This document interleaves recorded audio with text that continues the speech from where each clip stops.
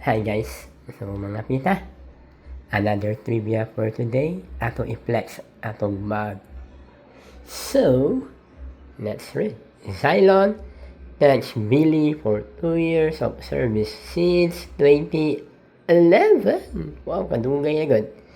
So, mga guys, after I graduated college way back 2011, my first company was Xylon. So, I worked there as IT support.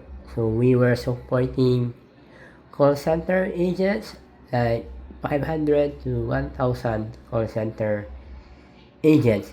And also, just a disclaimer, Xylon, this is not a sister company of PhilHealth, but though same din sila ang logo, pero dili siya related sa PhilHealth, guys. But along the way, Xylon changed their business from fully call center company to development company. That's why they transitioned from Xylon to CODEV or complete development.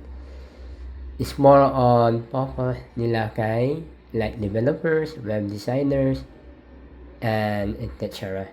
So CODEV right now, I believe they are one of the biggest BPO company in the country. They are not just located in Cebu City, but also they have branches all over major cities in the Philippines. I believe they have branch in Manila City, Davao City, Iloilo City, Bacolod, and a lot more. So that's it for today.